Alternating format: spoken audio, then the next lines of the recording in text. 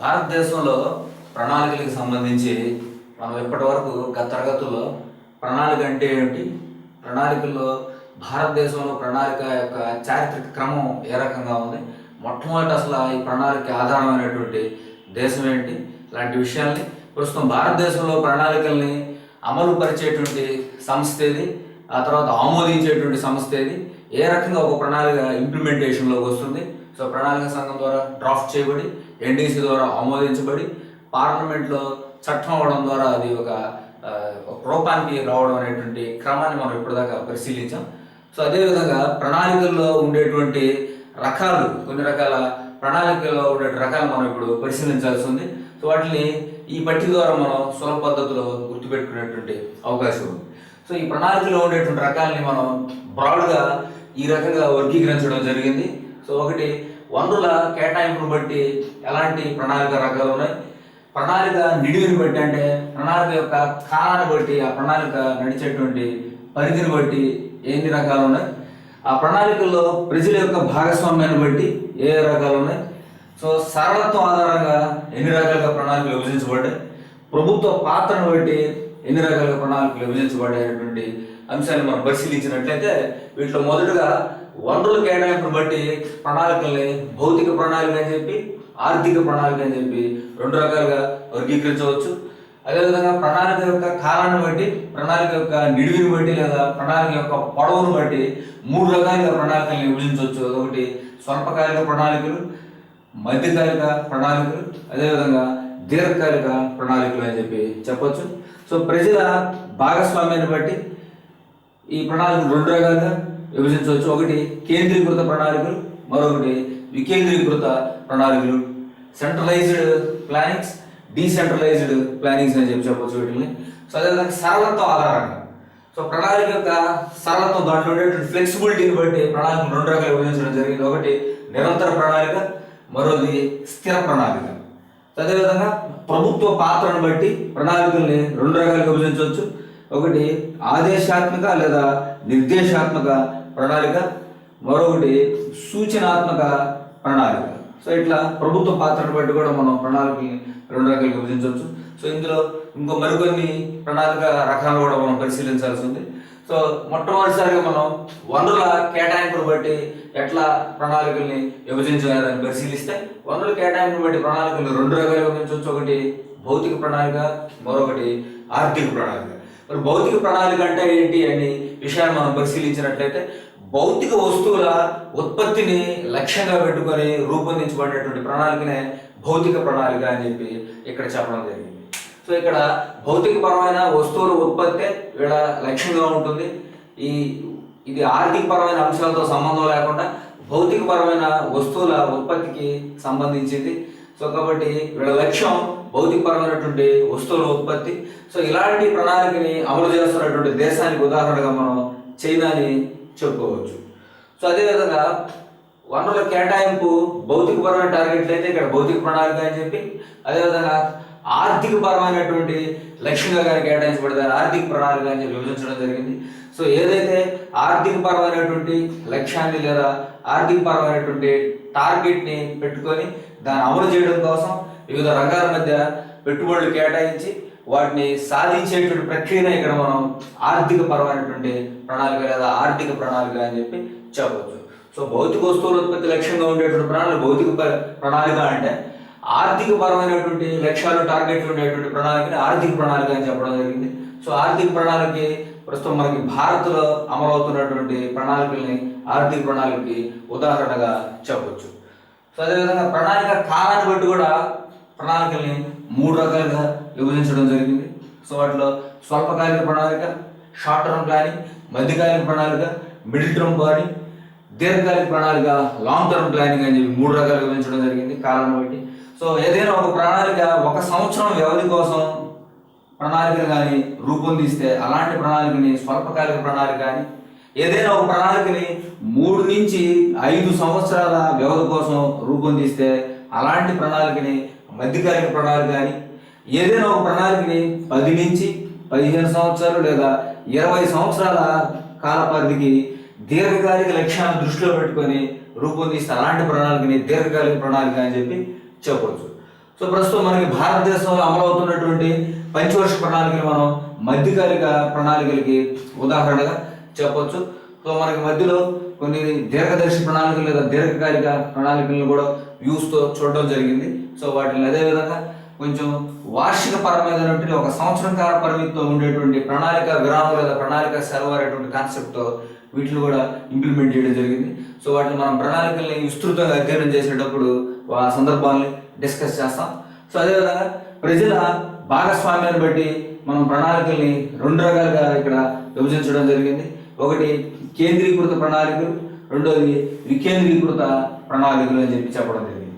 So ఈ పేరులో ఉన్నట్టే centralised planning, decentralised planning. So ఈ సెంట్రలైజ్డ్ ప్లానింగ్ మనం కేంద్రీకృత ప్రణాళికని ఒకసారి పరిశీలిస్తే ఈ కేంద్రీకృత ప్రణాళికలు జాతీయ స్థాయిలో నిర్ణయించబడేటువంటి ప్రణాళికలే కేంద్రీకృత ప్రణాళికలని, లేదా పై స్థాయి నుంచి కింది స్థాయికి లక్ష్యాల ఆధారంగా సూచించబడినటువంటి ప్రణాళికల్ని కేంద్రీయ ప్రణాళికలని, వీటినే జాతీయ ప్రణాళికలు కూడా చెప్పడం జరిగింది. సో ఈ కేంద్రీయ ప్రణాళికలు ఎట్లా ఉంటుందంటే కేంద్ర స్థాయిలో లక్ష్యాలు నిర్ణయించబడితే అది ఉదాహరణకి దేశ స్థాయిలో నిర్ణయించబడితే దేశం నుంచి రాష్ట్రానికి, రాష్ట్రం నుంచి జిల్లాకి, జిల్లా నుంచి గ్రామ స్థాయికి ఈ ప్రణాళికలు లక్ష్యాలని సాధించడం కోసం పయనిస్తాయి. సో ఇక్కడ ఏదైతే కేంద్ర స్థానంలో ఉండేటువంటి సంస్థలు, ప్రణాళిక సంస్థలు ఉన్నాయో అవి దేశం మొత్తం అవసరాలను దృష్టిలో పెట్టుకొని లక్ష్యాలు నిర్ణయించి వివిధ రంగాల కేటాయింపుల్ని కేటాయించి దేశీయ స్థాయి నుంచి గ్రామ స్థాయికి వీళ్ళ వ్యూస్కి అనుగుణంగా ఈ లక్ష్యాలు ఏదైతే ఉన్నాయో వాటిని సాధించడం జరుగుతుంది. ఇట్లాంటి ప్రణాళికలు మనం కేంద్రీకృత ప్రణాళికలు అని చెప్పవచ్చు.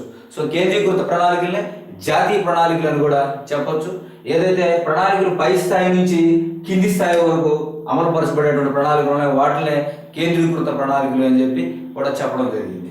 అదేవిధంగా వికేంద్రీకృత ప్రణాళికలు. సో దీని పేరులో ఉన్నట్టే కింది స్థాయి నుంచి పై స్థాయికి పయనించేటువంటి ప్రణాళికలే, లేదా కింది స్థాయి నుంచి పై స్థాయికి లక్ష్యాలని రూపొందించుకుంటూ వాటిని సాధించడం కోసం వేయబడేటువంటి ప్రణాళికలను ఇక్కడ మనం వికేంద్రీకృత ప్రణాళికలు అని చెప్పవచ్చు. సో వికేంద్రీకృత ప్రణాళికల పరిస్థితి మనం పరిశీలించినట్లయితే ఇక్కడ గ్రామ స్థాయి, అదేవిధంగా బ్లాకు స్థాయి. సో ఇక్కడ మనం బ్లాకు స్థాయి అంటే మండల స్థాయి అన్నట్టు, అదేవిధంగా జిల్లా స్థాయి లాంటి వికేంద్రీకృతమైనటువంటి వివిధ స్థానాల్లో వాటికి విడివిడిగా లక్ష్యాలను రూపొందించి ప్రణాళికలను ఏర్పాటు చేసి వాటిని ఈ విధంగా గ్రామ స్థాయి నుంచి బ్లాక్ స్థాయి, బ్లాక్ స్థాయి నుంచి జిల్లా స్థాయి, రాష్ట్ర స్థాయి, దేశ స్థాయి వరకు లక్ష్యాలను నిర్దేశించుకొని ప్రణాళికలను రూపొందించేటువంటి విధానాన్ని మనం ఇక్కడ వికేంద్రీకృత ప్రణాళికలు అని చెప్పడం జరిగింది. సో ఏదైతే కింది స్థాయి నుంచి పై స్థాయికి రూపొందించబడేటువంటి ప్రణాళికలు ఉన్నాయో వాటిని వికేంద్రీకృత ప్రణాళికలు అని చెప్పడం జరిగింది. సో వికేంద్రీకృత ప్రణాళికల్లో అంశాలు వికేంద్రీకృత స్థానాలైనటువంటి గ్రామ స్థాయి, బ్లాక్ స్థాయి, జిల్లా స్థాయిలో లక్ష్యాలు నిర్ణయించబడి రూపొందించబడి వాటిని చేరుకోవడానికి ప్రయత్నాలు చేయబడతాయి. అదేవిధంగా వికేంద్రీకృత ప్రణాళికల్ని మొట్టమొదటిసారిగా అవలంబించినటువంటి దేశం ఇక్కడ మనం అమెరికా అని చెప్పవచ్చు. సో కేంద్రీకృత ప్రణాళికకి పూర్తిగా వ్యతిరేక భావాలు కలిగిన ప్రణాళికలే వికేంద్రీకృత ప్రణాళికలు. అయితే మన భారతదేశంలో ప్రస్తుతం అమలవుతున్నటువంటి ప్రణాళికలు ఏ రకమైన అంటే ఈ రెండింటిలో భారత్లో అమలవుతున్నటువంటి ప్రణాళికలు కేంద్రీకృత ప్రణాళికలు. సో మన దేశంలో కేంద్రీకృత ప్రణాళికలు అమలవుతున్న విధానాన్ని ఒకసారి మనం పరిశీలించినట్లయితే మనం గత తరగతుల్లో చెప్పుకున్నట్టు భారతదేశంలో ప్రణాళికలను రూపొందించేటువంటి డ్రాఫ్టింగ్ కమిటీ ప్రణాళిక సంఘం ఏదైతే రూపొందిస్తుంది దాన్ని జాతీయ అభివృద్ధి మండలి ఆమోదిస్తుంది.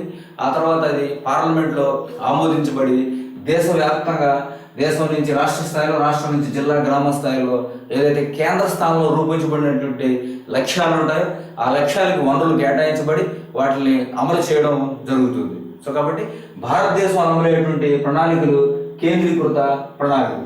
అదేవిధంగా గిడిని బట్టి చూస్తే మధ్యకాలిక ప్రణాళికలు, అదేవిధంగా వనరులను బట్టి చూస్తే భారతదేశంలో అమలయ్యేటువంటి ఆర్థిక ప్రణాళికలు అని మనం చెప్పవచ్చు. ప్రణాళికల రకాల్లో తర్వాత మనం సరళత్వం ఆధారంగా ప్రణాళికల్ని ఏ రకంగా వర్గీకరించారని పరిశీలించినట్లయితే ఒకటి నిరంతర ప్రణాళిక, మరోది స్థిర ప్రణాళిక. నిరంతర ప్రణాళిక మనం రోలింగ్ ప్లాన్ అని కూడా చెప్పడం జరిగింది. సో ఈ నిరంతర ప్రణాళిక దీని పేరులోనే ఉంది. ఇది ఒక నిర్దిష్ట కాలానికి ఆపాదించింది కాకుండా నిరంతరం లక్ష్యాలను మారుతూ ఉండేటువంటి ప్రణాళికే ఈ నిరంతర ప్రణాళిక. నిరంతర ప్రణాళికలో సరళత్వం ఉంటుంది, అసలు మనం నిరంతర ప్రణాళిక అంటే ఏంది అని చెప్పి పరిశీలించినట్లయితే ప్రస్తుత పరిస్థితులకు తగ్గట్టుగా లక్ష్యాలని ఎప్పటికప్పుడు మార్చుకుంటూ గతంలో సాధించినటువంటి లక్ష్యాన్ని దృష్టిలో పెట్టుకొని సాధించాల్సినటువంటి లక్ష్యం కోసం ప్రణాళికని రూపొందించుకుంటూ ఎప్పటికప్పుడు తన నిడివిలో మార్పు చేసుకుంటూ పోయేటువంటి ప్రణాళికే నిరంతర ప్రణాళిక. సో ఈ నిరంతర ప్రణాళికకి నిడివి పర్టికులర్గా అది సంవత్సర కాలమా లేకపోతే మధ్యకాలమా అంటే 3 నుంచి 5 సంవత్సరాల లేకపోతే దీర్ఘకాలానికి సంబంధించింది అనేది ఇక్కడ ఆపాదించబడుతుంది. నిరంతర ప్రణాళిక యొక్క లక్ష్యాన్ని బట్టి అది సంవత్సర కాలానికి కానీ మధ్యకాలానికి కానీ దీర్ఘకాలానికి కానీ రూపొందించబడుతుంది. సో ఈ నిరంతర ప్రణాళిక భారతదేశంలో అయితే మొట్టమొదటిసారిగా 6వ ప్రణాళికలో భాగంగా ఈ నిరంతర ప్రణాళికని ప్రవేశపెట్టడం జరిగింది. ఏదైతే 1974 నుంచి 1979 వరకు నిర్దేశించబడినటువంటి 5వ ప్రణాళిక ఉందో 5వ ప్రణాళికని 1 సంవత్సరం ముందుగానే రద్దు చేస్తూ, అంటే ఇక్కడ 74 నుంచి 78 వరకే దీన్ని జరగనిచ్చి ఆ తర్వాత దాన్ని రద్దు చేస్తూ 1978 నుంచి 1980 వరకు ఈ 2 సంవత్సరాల కాలానికి భారతదేశంలో ప్రణాళిక యుగంలో రోలింగ్ ప్లాన్ లేదా నిరంతర ప్రణాళికల్ని రూపొందించడం జరిగింది. సో అప్పటి ప్రభుత్వం జనతా ప్రభుత్వం ఆధ్వర్యంలో ఇక్కడ నిరంతర ప్రణాళికని రూపొందించడం జరిగింది. సో అప్పుడు ప్రణాళికా సంఘం అధ్యక్షుడు లేదా అప్పటి ప్రధానమంత్రి మొరార్జీ దేశాయ్ అయితే అప్పటి ఈ నిరంతర ప్రణాళిక టైంలో ఉన్నటువంటి డిప్యూటీ చైర్మన్ లేదా ప్రణాళికా సంఘం యొక్క ఉపాధ్యక్షుడు లక్డావాలా. అదేవిధంగా ఈ నిరంతర ప్రణాళికని రూపొందించినటువంటి ప్రభుత్వం ఏది అని చెప్పి మనం ప్రశ్నించినట్టయితే జనతా ప్రభుత్వం అని చెప్పాలి. ఆ తర్వాత క్రమంలో 6వ ప్రణాళికని ఇంప్లిమెంట్ చేసేటటువంటి భాగంలో 1980 నుంచి 85లో మళ్ళీ మనకి 6వ పంచవర్ష ప్రణాళిక ప్రారంభమైంది. సో ఈ క్రమంలో 1980లో దీన్ని రద్దు చేయడం జరిగింది. సో అప్పుడు నిరంతర ప్రణాళికని రద్దు చేసినటువంటి ప్రధాని వచ్చి శ్రీమతి ఇందిరాగాంధీ అని చెప్పి మనం ఇక్కడ చెప్పవచ్చు. సో మొత్తం మీద ఈ నిరంతర ప్రణాళికని బేసిక్గా రూపొందించినటువంటి ఆర్థికవేత్త గున్నార్ మిర్దాల్. సో నిరంతర ప్రణాళిక రూపకర్త గున్నార్ మిర్దాల్ అయితే ఈ నిరంతర ప్రణాళిక మొట్టమొదటిసారిగా నెదర్లాండ్స్ దేశంలోని ఫిలిప్స్ అనేటువంటి కంపెనీలో రూపొందించడం అమలు చేయడం జరిగింది. సో ఆ తర్వాత అమెరికాలోని స్టాండర్డ్ ఆటోమొబైల్ కంపెనీలో కూడా ఈ నిరంతర ప్రణాళికని ఇంప్లిమెంట్ చేయడం జరిగింది. సో ఈ నిరంతర ప్రణాళిక ద్వారా విజయం సాధించినటువంటి మొట్టమొదటి దేశం ఏది అని చెప్పి మనం చెప్పుకోవాలంటే అది జపాన్ అని చెప్పి చెప్పవచ్చు.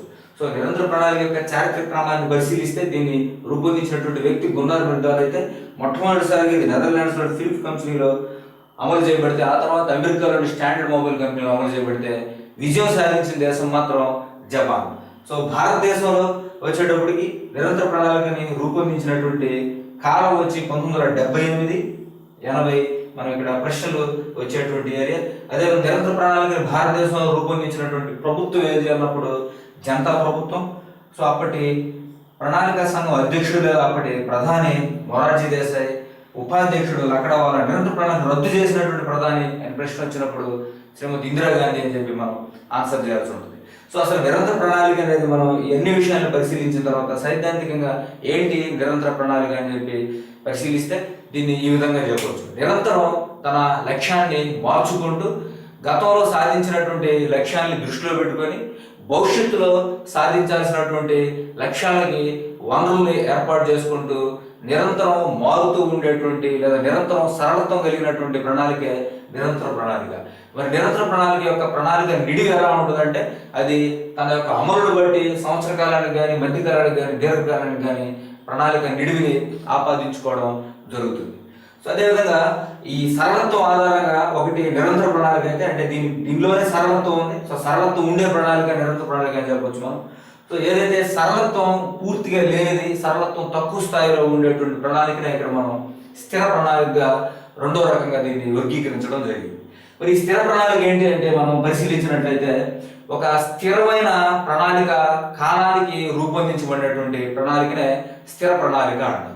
ఒక స్థిరమైన ప్రణాళిక కాలానికి లక్ష్యాల్ని రూపొందించుకొని ఆ స్థిరమైన ప్రణాళిక కాలానికి దాన్ని సాధించేటువంటి ప్రణాళిక స్థిర ప్రణాళిక అని చెప్పొచ్చు. ఇప్పుడు భారతదేశంలో ఉదాహరణకి పంచవర్ష ప్రణాళికలన్నింటినీ స్థిర ప్రణాళికలుగా ఇక్కడ మనం ఉదాహరణకి చెప్పవచ్చు.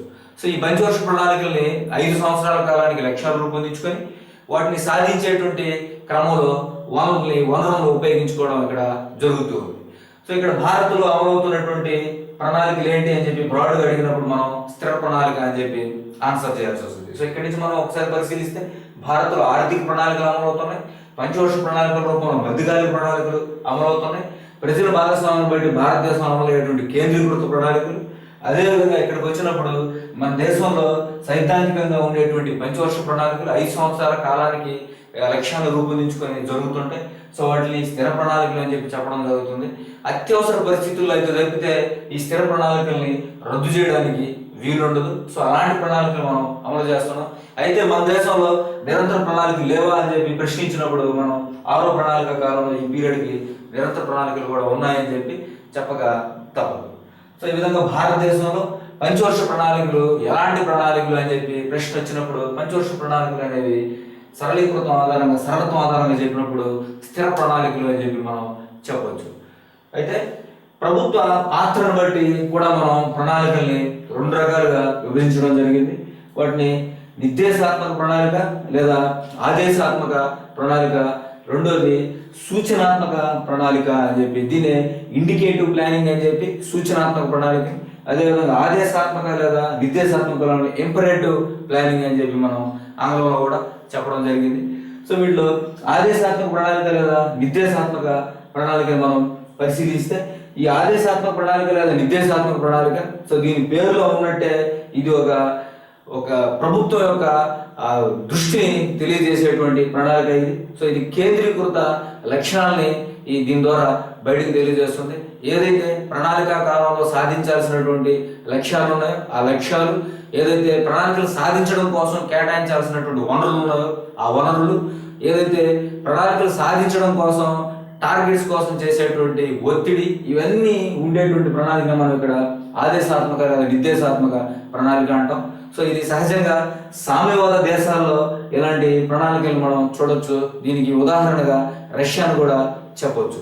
సో ఇట్లాంటి ప్రణాళికల్లో వ్యవస్థ ఎలా ఉంటుందంటే ప్రణాళిక పరిధిలో సాధించాల్సినటువంటి లక్ష్యం, వనరుల కేటాయింపు, అమలు పరిస్థితులు మొత్తం అధీకృతంగా ప్రభుత్వం చేతిలో ఉండేటువంటి ప్రణాళికనే ఇక్కడ మనం ఆదేశాత్మక ప్రణాళిక లేదా నిర్దేశాత్మక ప్రణాళిక అంటారు.